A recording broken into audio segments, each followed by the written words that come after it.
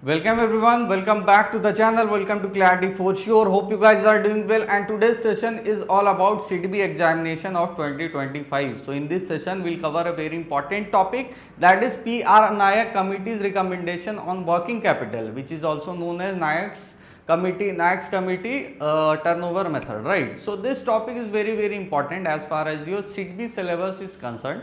So we'll cover this topic in a very detailed manner. First of all, we'll know about this committee, why was this committee formed.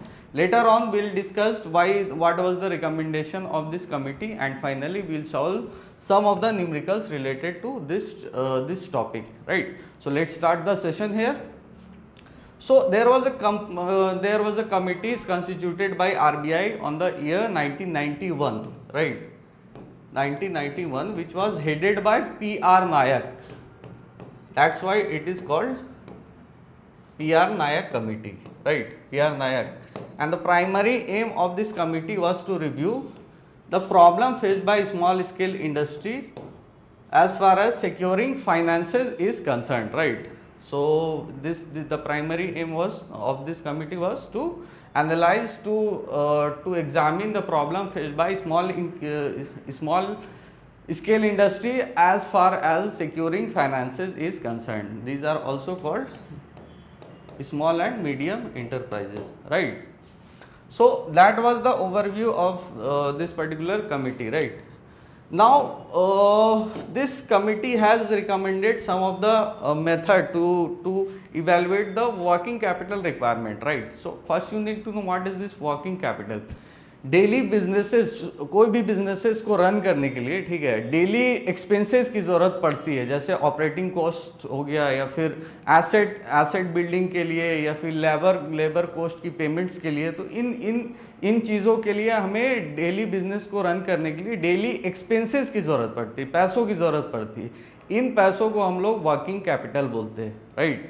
मतलब daily businesses में पड़ने वाली पैसों की ज़रूरत को हम लोग वर्किंग कैपिटल बोलते हैं. That is the prime definition of working capital, right? So this committee has given a method, right? Will see here to evaluate the working capital, right? कैसे हम लोग देखते हैं. Suppose there is a company, right? तो पहला तो हम लोग ये समझ लेते हैं कि एक ऑपरेटिंग साइकिल में पड़ने वाली वर्किंग कैपिटल की रिक्वायरमेंट को इवैल्यूएट करने की, this is the formula given by the Nayak's committee, right? So what is operating cycle? Operating cycle basically, suppose this is a company, right? This is a company और इसके पास obviously there is cash, ठीक है, इसके पास पैसे, उसने कुछ एसेट बिल्ड की, मशीनरी खरीदी, राइट? एसेट बिल्ड की, मशीनरी खरीदी, एंड उसके बाद उस मशीन से कुछ प्रोडक्ट बनाए, राइट? कुछ प्रोडक्ट तैयार की और उस प्रोडक्ट को मार्केट में जाके सेल कर दिया, राइट? मार्केट में उस प्रोडक्ट को सेल कर दिया. अब सेल करने के बाद क्या होगा, वो प्रोडक्ट वापस से कैश में कन्वर्ट हो जाएगा. ऑब्वियसली कोई भी सामान आप बेचोगे तो वापस से वो पैसे दे के जाएगा, तो that will be converted to cash, right? तो इस कैश टू कैश कन्वर्जन में को, मतलब इस कैश से बात शुरू हुई थी और वापस से कैश में बात जाके ख़त्म हुई, तो इस cash to cash conversion process को एज अ होल हम लोग एक ऑपरेटिंग साइकिल कंसिडर्ड करते हैं. That is known as operating cycle, right? So this cycle as a whole will be considered as one operating cycle, right? Or as per the norms of Nayak's committee, there are total 4, right? Total 4 operating cycle in a year. एक साल में total 4 operating cycle होते हैं as per the norms. ऐसे ज़्यादा भी हो सकते, कम भी हो सकते, but as per the norm there are total 4 number of operating cycle in a year. Clear? So that means 1 quarter, एक क्वार्टर कितने महीने का होता है? 3 months का, राइट? 3 months का. तो एक क्वार्टर का जो है एक ऑपरेटिंग साइकिल यहाँ पे माना गया है, right? 1 quarter is equal to 1 operating cycle, 3 quarter is equal to 1 operating cycle, right. So एक ऑपरेटिंग साइकिल में बेसिकली एक क्वार्टर में, ठीक है, एक ऑपरेटिंग साइकिल बेसिकली 3 क्वार्टर में पड़ने वाली रिक्वायरमेंट, वर्किंग कैपिटल को रिक्वायरमेंट, वर्किंग कैपिटल की रिक्वायरमेंट को इवेल्युएट करने का दिस इज द फॉर्मूला, ठीक है। तो as per the Nayak's committee norms, suppose there is a company, right, MSME company जिसका annual turnover, right, annual turnover suppose 100 lakhs, ठीक है, 100 lakhs। तो एज पर द नॉर्म्स, ठीक है, एज पर द नॉर्म्स उस टर्नओवर का जो है 25% will B 25% of the annual turnover. कितना हुआ? 25 lakhs, ठीक है, 25 lakhs। तो कंपनी की एनुअल टर्नओवर का 25% will be the working capital requirement of the company, that is the norms as per the Nayak's committee's recommendation, right. मतलब अगर 100 लाख इसका एनुअल टर्नओवर है, कंपनी की टर्नओवर जो है 100 lakhs है, तो उसका 25% that is 25 lakh will be the working capital requirement of the company, right, clear. So उस 25% में से भी, उस 25% में भी से भी 4/5 मतलब 25% जो है, ठीक है, यहाँ पे क्लियर समझाते हैं, 25% जो हमने देखा उसमें से भी जो 4/5 पार्ट, ठीक है, 4/5 पार्ट कितना हो गया? 80%, ठीक है। 4/5 पार्ट 25, किसी भी चीज का 4/5 पार्ट कितना होता है? 80% होता है, राइट। जो 4/5 है, 80% है, वो अमाउंट जो है फाइनेंस किया जाएगा बैंक्स के द्वारा, ठीक है, those will be financed by banks. और जो रेस्ट 1/5 पार्ट बच जाता है, ठीक है, 1/5 पार्ट जो बच जाता है दैट इज 20%, राइट। तो that will be financed by whom? That will be financed by self financed by the promoter, it will be self financed by the promoter as margin money, right, clear. यहां तक क्या देखा हमने, एक बार फिर से review कर लेते हैं, ठीक है।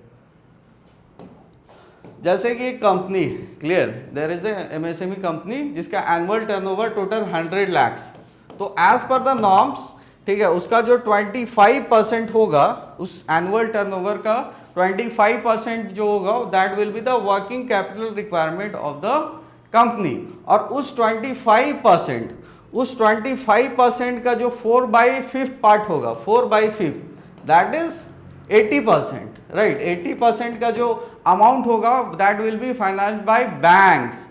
और जो 1/5 पार्ट होगा that is 20%, that will be self financed by the promoter as a margin money. और वही यहाँ पे आपको दिख रहा होगा, right, that is the whole scenario here, that is working capital is equal to 25% of the turnover, जिसका 4/5 part will be financed by banks and the 1/5 part will be self financed by the promoter itself, right. So that was the whole scenario of this NAYAX committee's recommendation on working capital, and it is also called turnover method, right, turnover method. और ये कहाँ तक valid है, कब तक के लिए valid है? तो स्मॉल स्केल इंडस्ट्रीज के लिए up to 5 CR, right, and other industry के लिए 1 CR तक, 1 करोड़ तक, right. So that was all about this recommendation, right, and this norms. So let's solve some of the numericals related to this particular topic. These numericals are very important from your exam point of view also. So our first question is, an MSME projects an annual turnover of 5 crore. Annual turnover दिया हुआ है 5 crore, ठीक है. As per NAYAX committee's norms, what is the minimum working capital limit? Working capital यहाँ पे पूछ रहे limit the bank can sanction. मतलब working capital कितना amount of working capital can be sanctioned by the bank. और यहाँ पे दिया हुआ है total turnover, right? So options are 1.25 crore, 1 crore, 75 crore, 1.5 crore और 80 लाख. इवेलुएट करते हैं हम लोग, ठीक है. सो यहाँ पे क्या पूछा है कि वर्किंग कैपिटल का कितना अमाउंट जो है बैंक्स के द्वारा सैंक्शन किए जाएंगे और टोटल टर्नओवर कितनी दी हुई 5 करोड़। तो जैसा कि हम जानते हैं कि बैंक्स के द्वारा जो अमाउंट सैंक्शन की जाएगी वो 80% होगी of the total 25% amount of the working capital, right, clear है। So working capital is equal to 25% of the projected turnover, ठीक है। तो टोटल टर्नओवर कितनी थी 5 CR है ना, यहाँ पे 5 CR लिखा हुआ है, ठीक है, 5 CR। तो 5 CR का 25% is the obviously working capital as per norms. तो 25% of 5 CR is equal to 1.25 crore. अब इस अमाउंट में से भी जो है 4/5 part that is 80% will be financed by bank and the rest 20% will be self financed by the promoter itself as a margin money, ठीक है। तो हमें क्या इवेलुएट करना है, हमें इवेलुएट करना है बैंक के द्वारा कितनी अमाउंट फाइनेंस की गई, दैट इज 80%, राइट। तो 80% of 1.25 crore will be 1 crore, 1 crore is the answer है। और सेल्फ फाइनेंस किसके द्वारा की जाएगी, मतलब सेल्फ फाइनेंस जो की जाएगी वो अमाउंट क्या होगा, तो 0.25 करोड़, ठीक है, 0.25 CR। जो रेस्ट अमाउंट है यहाँ का 20.25 CR वो फाइनेंस की जाएगी by the promoter itself, right. So 1 crore it's our answer है। नेक्स्ट क्वेश्चन पे चलते हैं। A bank has already sanction 90 lakh working capital to an MSME। Bank कितना वर्किंग कैपिटल सैंक्शन कर चुका है MSME को, 90 lakh. What should be the minimum projected turnover, turnover यहाँ पे पूछा हुआ, of the unit as per Nayak committees norms. मतलब 90 लाख जो है बैंक्स के द्वारा सैंक्शन की हुई है। अब जो है ये बताना है आपको कि एनुअल टर्नओवर क्या है कंपनी का, right. Options are 3.6 crore, 4 crore, 4.5 crore, 5 crore और 6 करोड़, राइट। देखते हैं हम लोग। बैंक जो फाइनेंस करता है इतना तो हमें पता है कि 80% ऑफ द वर्किंग कैपिटल जो है फाइनेंस की जाती है बैंक्स के द्वारा, ठीक है, एज पर द नॉर्म्स। वही यहाँ पे दिया हुआ है, that is bank finance is equal to 80% of the working capital. So working capital जो है 90 लाख, 90 लाख दिया हुआ है कि 90 लाख जो है बैंक ने फाइनेंस कर दिया है, ठीक है, ऑलरेडी। यहाँ पे देखिए 90 लाख जो है that is finance by banks, ठीक है। तो बैंक के द्वारा कितना फाइनेंस किया गया, 90 lakh divided by 80%, that will be 1.125 CR, right. And the turnover is equal to working capital, working capital जो 25% होता है divided by 25% is equal to 1.125 CR, जो यहाँ पे हमने इवेलुएट किया, ठीक है, डिवाइडेड बाय 0.25, राइट, 0.25 मतलब 25% का को कन्वर्ट करें हम लोग तो परसेंट हटाएं तो यहाँ पे पॉइंट लगेगा 0.25, वही यहाँ पे दिया हुआ है। 1.125 CR divided by 0.25 is equal to 4.5 CR is the total annual turnover of the company, right। Turnover ही पूछा है यहाँ पे, ठीक है। What is the minimum projected turnover, तो टोटल टर्नओवर कितना निकाला हमने 4.5 CR, option C is the correct answer है। क्लियर है। नेक्स्ट क्वेश्चन पे चलते हैं। A micro unit wants a bank loan under the Nayak committee method. एक माइक्रो यूनिट है, एक माइक्रो कंपनी है जिसको लोन चाहिए under the Nayak committee method, ठीक है। It estimates turnover at 3.2 crore. Turnover estimate कितनी करती है वो 3.2 करोड़। तो इस पे हम लोग हमारा टर्नओवर दिया हुआ है, right. It is willing to bring 10% margin instead of 5%, right. 10% जो जैसे 25% जो था हमारा वर्किंग कैपिटल था, ठीक है, 25% हमारा वर्किंग कैपिटल था।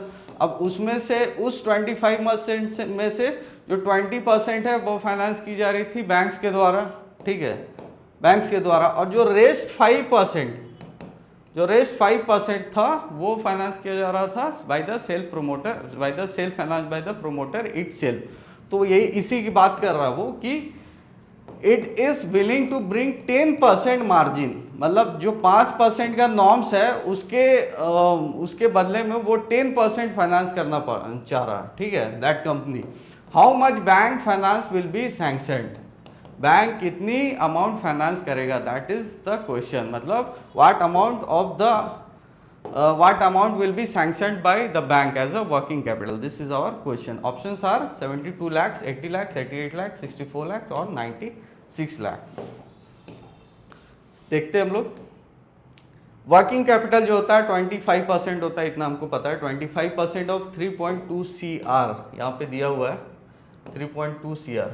ठीक है, टर्नओवर दिया हुआ है यहाँ पे 3.2 CR is equal to 80 lakh. ठीक है, प्रोमोटर मार्जिन 10%, जो 5% रखना चाह रहा था वो 10% आप रखेगा. ठीक है, तो 80 लाख का 10% कितना हुआ?